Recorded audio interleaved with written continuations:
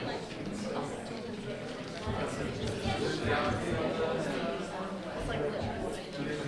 look at the bibliography on this one. There is a bibliography. It's very expensive. Yes.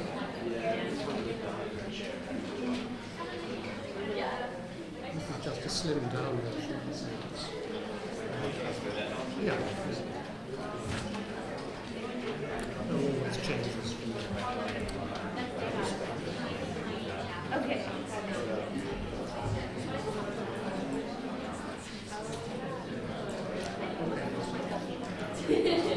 Well, good afternoon, ladies and gentlemen. My name is Thomas McCarthy. I teach medieval history here, and this term I'm teaching one of the most basic medieval courses there is. In fact, it's one of the most basic history courses you'll probably do. It's called Medieval Europe. It takes place on Mondays and Thursdays from 12:30 to 10 to 2 in ACE 217, and it is a lower level course. It's a survey course, so there are no entry requirements to it. Now, why did I say it's one of the most basic or fundamental history courses you'll undertake? Well, quite simply, because so much of what surrounds you today in life, in society, owes its origins to the Middle Ages, from elected government, which is somewhat inaccurately called democracy, but we'll get to that. Forms of elected government, forms of trade, forms of accounting that we take for granted, philosophical norms that govern society's behavior, even the very institution you're part of, a college. Law is another example. All these things, building upon Roman models mainly, but all these things were developed during the Middle Ages, and they have given us the Western society that we have today. So in order to understand that society, you have to understand how things came about. And also in order to understand when people make erroneous statements which are lacking in any form of historical validity, which is a common occurrence, I'm sad to say, you also need that historical background to be able to understand and to correct such fallacies. Now, let's look a little bit at the content of the course itself. The course, as I said, meets twice a week, and if you turn to page 3, you'll see essentially the provisional schedule of classes for the term. We start on Monday with PostRoman Europe, the so-called fall of the Roman Empire, and what exactly happened then. What did that mean for Western Europe? Well, there are different theories. There are theories that it was a complete collapse of civilization, succeeded by the Dark Ages. There are historians who argue that no, it wasn't a complete collapse of civilization. Continuity was much more prevalent. So we'll be assessing some of these arguments. Then we move on to the Carolingian Empire, very important for the history of political institutions in the West. Carolingian Empire came into place on Christmas Day 800, when Charles the Great was crowned emperor by the Pope in Rome, but Charles's family, who were called the Carolingians, or the family of Charles, had been very prominent in European politics before that. From the Carolingian Empire, we move on to Western European feudal society. Feudalism was a societal mechanism based upon bonds of subordination, but also of trust and loyalty that underpinned European society in the Middle Ages. Or was it? Again, historians disagree on these things. We'll be seeing some of that. In the Middle Ages, although there were various forms of elected representation, monarchy was an ever-present form of political society. So we'll be studying monarchy in France and in Germany before we move on to the church reform movement, one of the most central spiritual and also political movements of the Middle Ages. We'll be discussing various aspects of that in weeks 6 and 7. Before, in week 8, after fall break, we'll be looking at intellectual life in the Middle Ages. What did people think? How did they think about things?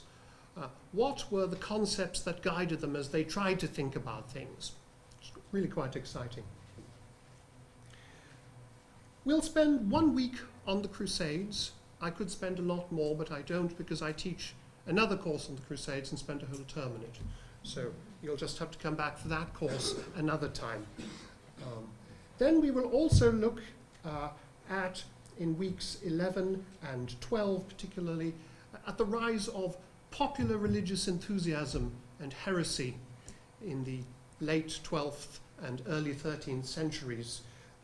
You may be familiar with such orders as the Franciscans and the Dominicans. Well, those orders grew out of this very tumultuous period as Europe witnessed the rise of a number of what would eventually be deemed heretical movements. That's movements that were deemed to believe things that were unorthodox or counter to true faith. Well, the Franciscans and the Dominicans were part of the Church's response to deal with heresy. In some respects that was successful, in other respects less so. We will be studying that, and in particular Pope Innocent III, who really was the most successful of the popes in combating heresy. We're also going to study a little bit about royal and political authority in the 13th century.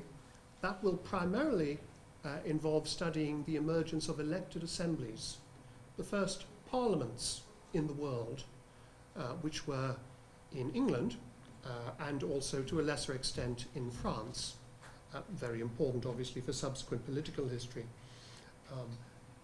Finally, we will be studying towards the end of the course trade and urban life in the 13th and early 14th century. There will be a little bit of overlap here with Professor Benesh's course, because of course we'll be looking at Italy, which was the most prominent part of Europe in terms of trade in the period, though by no means the only important part. Now, one thing you will notice if you look at page 3 in the schedule of classes is that many of the weeks are devoted to the study of primary sources. I always emphasize the importance of studying primary sources in studying medieval history. All these sources will be available in translation, many of them translated by me, for you to study. So you can actually see what people wrote at the time about certain things, what they thought about certain things. And you will see that just as today, people often disagreed about the same things. So you will be trained in this class, you'll be trained how to read, analyze, and assess these sources. That is one of the most fundamental skills you will learn as a historian. And of course, that is a skill that you will be able to apply to many areas of your life and to many different subjects. Because really, what is history other than the interpretation of evidence? And I'm going to teach you to interpret evidence in a skillful way, I hope. I've had good success with it in the past, so it should work again. Now let's talk a little bit about work for the course. There are no required textbooks for this course. I used to assign textbooks, but I came to see that it was completely pointless, because any textbook that covered the whole period was really so simple and so simplistic that you just give it to a 12-year-old.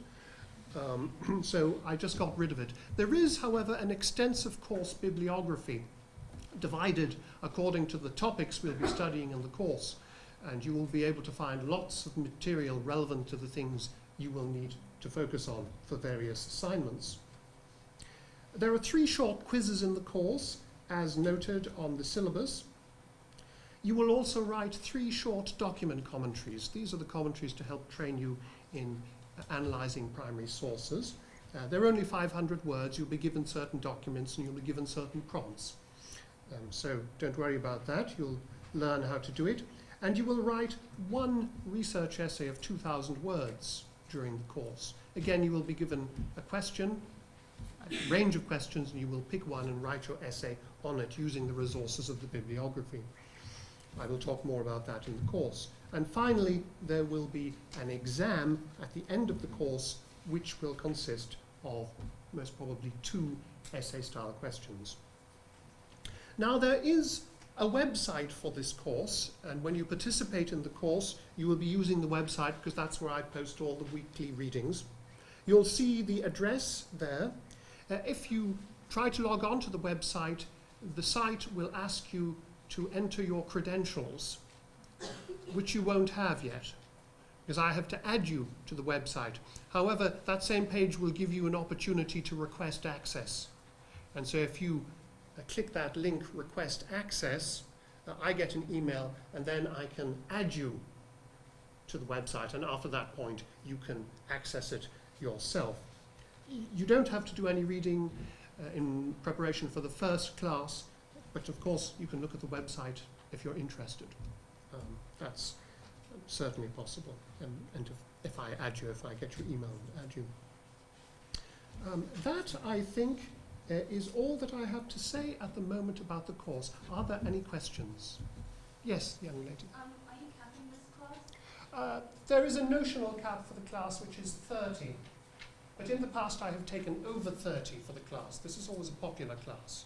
So if you're interested, you come to the class on Monday. Who is the next person? And yes, Lady Gavin. Hi. How are we to access the reading theme that we offer? Are you going to give them to us as handouts, or are they books that we purchase? I will talk more about this on Monday. To give you a short answer now, there is a reserve list in the library, and there will be many, many books put on that reserve list, so you can go to the desk and check out books for 3 hours. Other items you will be able to access through the databases to which the library has access. And you see, and each of those will be signaled or will be pointed out, so you'll be able to do all those things. Yes? How often do you offer this course? This course is offered about every 3 years. That's been the pattern so far. Yes? Again, you had another question. What days does this course meet? As the syllabus says, it meets on Mondays and Thursdays. My apologies, I don't know. That's all right. 12:30 to 10 to 2 in the ACE, that's the new academic building. Any more questions?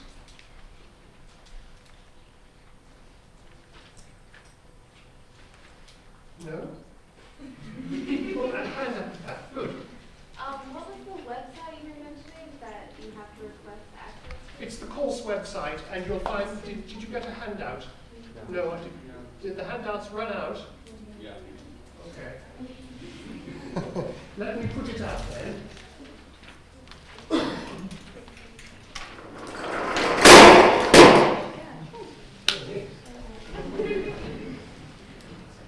Okay. It's a rather long address, so bear with me. It's https://sites.google.com/ncf.edu. We're not finished yet. /TJH McCarthy. That's me. /teaching. /medieval Europe hyphenated.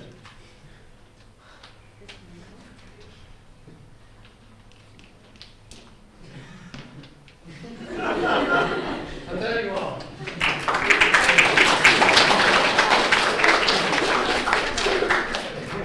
So really, this is a sort of a self-selection test. If you can get that, you're doing well. So stick around. Okay, well, I hope to see many of you, as many of you as possible, on Monday at 12:30. In the meantime, if you have any questions, please email me with your questions. You'll see my email address, tmccarthy@ncf.edu, is on the front of the syllabus. I hope you have a very pleasant remainder of the afternoon. Bye-bye.